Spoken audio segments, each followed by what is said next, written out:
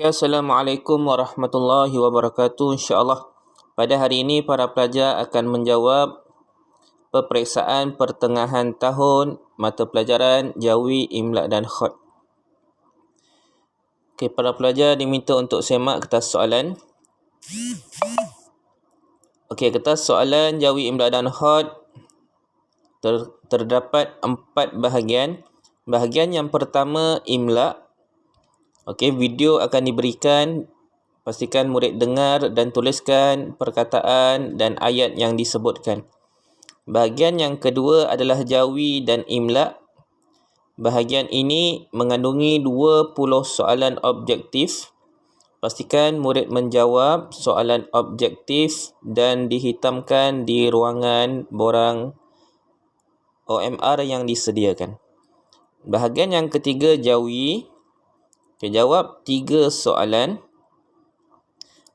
Okey. Bahagian yang ketiga mengandungi 2 bahagian, alif dan ba. Jawab ke semua bahagian. Dan bahagian yang keempat adalah Khat.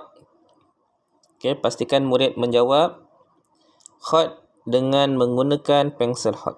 Okey, kita tengok muka surat 2. Okey, borang yang murid perlu isi jawapan dan hitamkan, muka surat 2. Muka surat 3 adalah ruangan jawapan untuk Imla. Ustaz akan berikan video, kamu dengar dan tuliskan apa perkataan atau kalimah ayat yang disebutkan. Okey, muka surat 4, 5, 6 dan 7 adalah soalan objektif. Okey, pastikan murid menjawab semua soalan dan hitamkan di ruangan jawapan yang telah disediakan. Muka surat 8 adalah bahagian yang ketiga. Bahagian yang ketiga ada 2 bahagian, bahagian alif. Okey, jawab 3 soalan daripada soalan-soalan berikut. Okey, jawab semua soalan bahagian alif. Soalan yang pertama, jawikan perkataan di bawah dengan menggunakan kaedah Jawi baru. Okey, 10 markah. Soalan yang kedua, jawikan perkataan yang bergaris sahaja.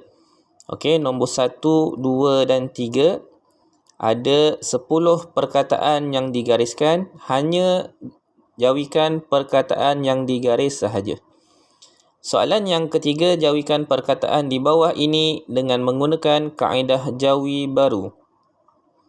Okey, tulis dan jawikan. Tulis dalam tulisan Jawi.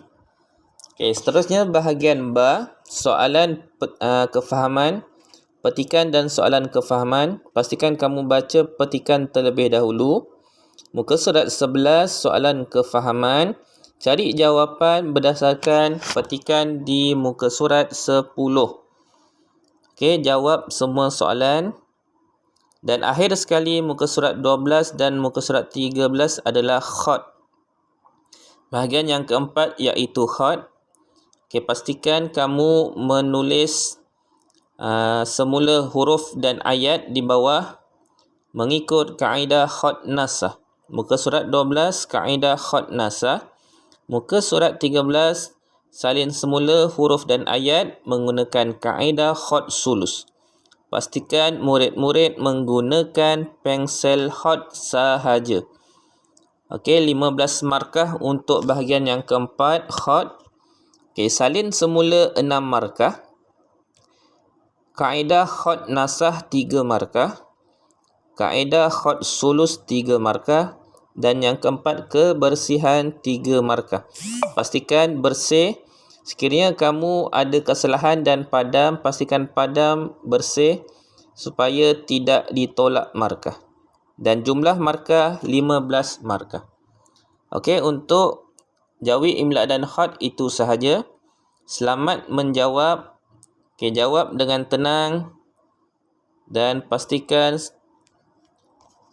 tidak ada soalan yang tertinggal ataupun tidak dijawab. Okey, mulakan dengan bacaan bismillah dan doa belajar dan murid-murid boleh menjawab soalan Jawi, Imla dan Khat. Okey, Assalamualaikum warahmatullahi wabarakatuh.